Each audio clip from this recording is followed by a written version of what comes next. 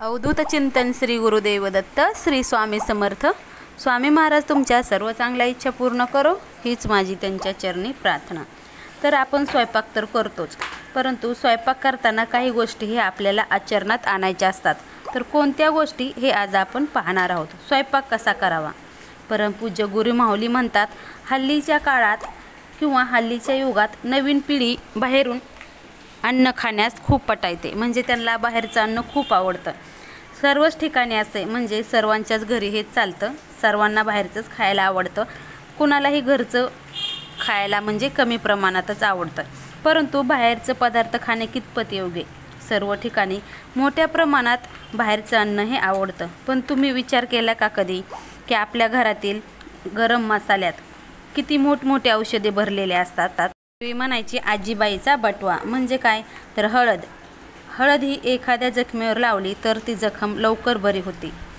तर लग्न करताना तर हळदी अपूर्णच आहे, म्हणजे हळदीशिवाय लग्न आजकाल तर अपूर्णच आहेत। म्हणून हळद ही खूप औषधी गुणधर्म। दुसरं म्हणजे जिरं। ज्यांचा कोणाचा हिमोग्लोबिन वाढलाय त्यांनी जिरं 1 ग्रॅम जिरं विड्याच्या पाण्यात चावून खाल्लं तर त्यांना 100% रिझल्ट भेटतो असं म्हणतात।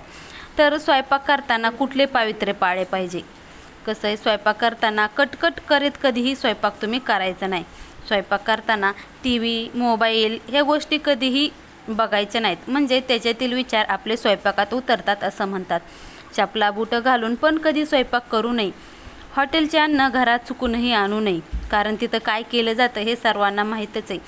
कारण हॉटेलमध्ये ते ग्रेव्ही ते भाजी किती दिवस फ्रीजमध्ये ठेवून तेच ते वापर करतात, तेच तेल नंतर वापरतात।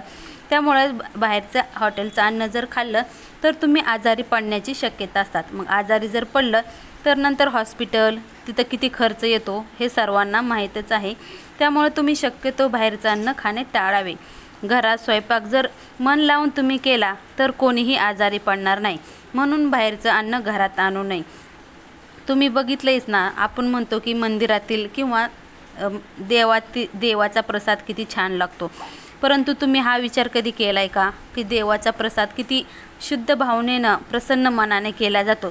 तुम्ही जर हा स्वयंपाक घरामध्ये केला मन लावून, किंवा तुम्हाला जर मन लागत नसेल तर तुम्ही एखाद्या मोबाईलवर देवाची गाणी म्हणून ठेवा, किंवा तुम्हाला जे काय आवडतं ते म्हणा, पण निगेटिव्ह विचार करून तुम्ही कधीही स्वयंपाक करू नका। त्यामुळे स्वयंपाक हा खराब होतो, मग मुलांना तो आवडत नाही। त्यामुळे तुम्ही प्रेमाने मन लावून जर स्वयंपाक केला तर त्या स्वयंपाकात पूर्ण चव उतरते। हे तुम्ही ट्राय करून बघा। तुम्ही म्हणता खरंच असं केल्यानंतर स्वयंपाक खरंच हॉटेलपेक्षा छान असा रुचकर बनतो। मग तुम्ही ही स्वयंपाक करताना ह्या बाबी नक्कीच पाळा। तुमचा स्वयंपाक नक्कीच स्वादिष्ट बनेल आणि तुम्हाला अन्नपूर्णा हा किताबही भेटेल। श्री स्वामी समर्थ। श्री गुरुदेव दत्त।